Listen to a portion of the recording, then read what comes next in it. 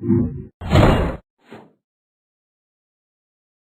we've got some word problems that I want to talk about, and these are specifically optimization problems, and that just means that we're looking for the maximum or minimum value of some function. And in this case, we'll deal with polynomial functions mostly. Let's read this one. It says, a farmer currently has 200 crates of apples and can harvest an additional 10 crates per day. The current price of apples is $120 per crate and is expected to drop $4 each day. When should the farmer sell to maximize her income? Okay, well, let's back up for a second. Income. That's going to be our function. And that's what we want to maximize. We want to maximize income. And we want to maximize over time. When should she sell? So, and the variable is going to be the number of days. So income is going to be the number of crates she sells times the price per crate. Now, first of all, I need to get a function for each of these guys, the number of crates.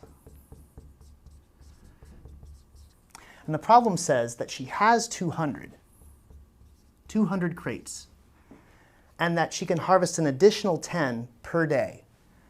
Let me write that as plus 10x. And the minute I do, I've identified the variable x as the number of days. So here, x is the number of days she waits. So for example, if she doesn't wait at all, 0 days, then she'll have 200 crates. Now the price per crate, this guy, that's also going to be a function of x. It's going to be, well, now the price is $120.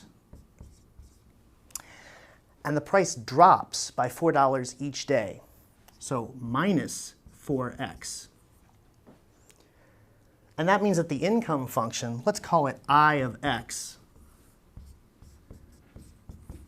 is the number of crates, 200 plus 10x, times the price per crate, 120 minus 4x. Now this is a quadratic function. And the great thing about quadratic functions is we know exactly where the maximum is going to occur. It's going to occur at the vertex. So we're going to make use of that fact. Now here, if you look at this equation, I can actually tell where the x-intercepts of its graph would be. So I'm actually going to graph this function. One x-intercept is going to be when 200 plus 10x equals 0. 200 plus 10x equals 0. That means 10x equals negative 200, and so x equals negative 20. So one intercept is going to be at negative 20. Let me mark that. Negative 10, negative 20. That's an intercept. Then another one will come from this factor. When does 4x equal 120? When x equals 30. So there's another intercept. Positive 30. Now, one thing I need to think about is what values of x make sense in this case. We're not just dealing with a function in the abstract sense. We're dealing with a function that describes income for this farmer after she's waited x days. X can't be negative, so we should probably specify that x is greater than or equal to 0. All right. Now let me draw a rough graph of this quadratic. It's going to be a downward opening quadratic, and we can tell that because the leading coefficient would be negative 40x squared. So let me just draw this.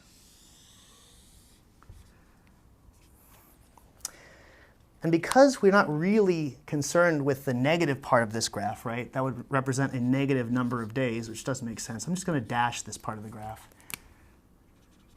We're also not really concerned with this part. Now, why would you think that is? Here, the income's negative, right? I'm sure she wants to stay away from this, and of course it doesn't actually make any sense, right? That represents a time when the price is actually negative, so that doesn't make sense. We'll just stay between 0 and 30. And remember, the maximum is going to occur right where the vertex is. Now the vertex, how are we going to find that? Well, parabolas have the marvelous quality that the vertex is exactly halfway between the intercepts. So the vertex, we'll call it x max, the x coordinate where the maximum occurs, is going to be the average of these two, negative 20 plus 30 over 2. That's 10 over 2, or 5. And that's it. The problem only asked for us to find the number of days that she should wait so that her income would be the maximum. 5 is the answer. So she should wait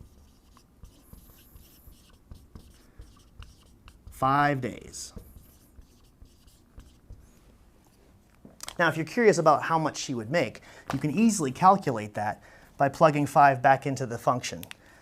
And even though the problem doesn't call for it, I'm kind of curious. So let's find income of 5.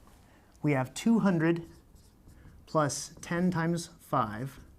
And we have 120 minus 4 times 5. So that's 250, 100. 25000. She'll make $25,000.